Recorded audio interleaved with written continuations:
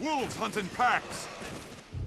Dragon's Dogma is a game that's become a little bit of a cult classic among some people, partly due to its somewhat novel approach to RPG combat. There was a lot of potential for Dragon's Dogma, going for an interesting hybrid of a typical RPG class system and the more action game style combat Hideaki Itsuno is known for. However, even with this, I find that it never fully realises its melee combat in particular through its enemy design. One of the core problems in my eyes is the relative lack of thought put into the grab mechanic.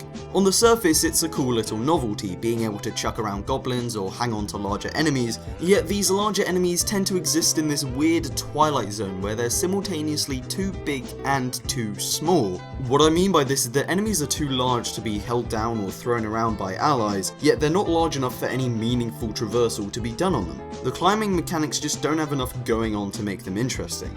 The most damning issue is that once you're on these creatures, there's not really a lot to do other than just hack away at them. Climbable enemies can attempt to shake you off, wasting your stamina, but you can regain as much stamina as you want in this time with items, seeing as the menu system pauses the action. There's no element of challenge to holding on while they try to shake you off, so long as you have enough of these items. It just acts as unneeded tedium. I feel like the easiest comparison to make here is Shadow of the Colossus. In Shadow of the Colossus, climbing enemies was still a large facet of the game, but part of the meat in fighting these things was figuring out how you're going to get up them, rather than just the act of climbing itself. And seeing as you can't regain your grip gauge while holding on, Shadow of the Colossus creates a risk-reward system between advancing onto a flatter surface or hanging onto where you currently are.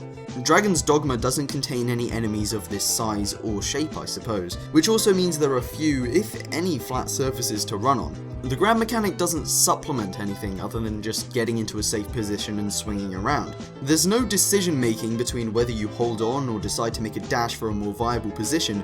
You're either holding on or you're down on the ground trying to stop your pawns from walking into attacks. I do understand why this exists, it allows melee playstyles to actually get to these higher weak points that ranged players can attack more easily, but it just feels a little haphazard in execution. But hey, maybe it's for the better that enemies in Dragon's Dogma aren't any bigger considering the performance issues it already has. How was this made in MT Framework? One benefit I can see to the more physically based combat system is the limb-based damage system. You can hack at a Cyclops' knees to bring it down, or cut a Chimera's tail off. It gives some actual thought to where you want to attack a given enemy. This is especially cool with the Chimeras, seeing as you can disable certain attacks by killing each head.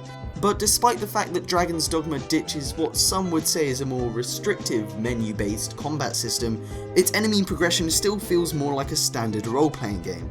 Once your stats are too high for level 10 enemies, the game gives you the same enemy at level 20 with a new coat of paint to boot. Sure, you do get new enemy types, but they're not varied enough for them to actually be meaningful. You go from Harpy to Snow Harpy, Goblin to slightly beefier Goblin, Wolf to Direwolf to Wolf that shoots fire. Actually, that's pretty sick. Increase in skill that the player will acquire over the course of the game isn't accommodated by enemies with new maneuvers to overcome or tactics to use, but rather what mostly just amounts to a bump in attack and defense. Plus, seeing the same enemy with a slightly different look is just pretty boring visually. I mentioned the Chimeras in a good light a while ago, but that thing's shown off in the first 20 minutes, and I feel like it's the most interesting the limb-based combat ever got. None of this is to say Dragon's Dogma is a bad game. Hell, I had a lot of fun playing through it my first time round. But then again, a lot of the fun I had was through expectations of things to come. After fights like the first Chimera or the Griffin, I look forward to seeing the game expand on these types of enemies and give a little more meat to stuff like the grab mechanic, but that barely happens. Now, Bitter Black Isle in the Dark Arisen version of the game does feature quite a few enemy additions like big skeletons, so I can understand why a lot of people like this expansion, but honestly at this point I was just pretty worn out by the repetition of the main game. The game works as a good foundation for a franchise. It had some good ideas, pretty interesting lore, and some absolutely killer attack animations. So hopefully these issues I had would be remedied in a sequel that's not a free-to-play MMO. Combat shouldn't just be judged solely on the player's moveset. It's all well and good having loads of cool skills, but if the enemy designs don't necessitate or at least accommodate this for a large part, then it's not much use.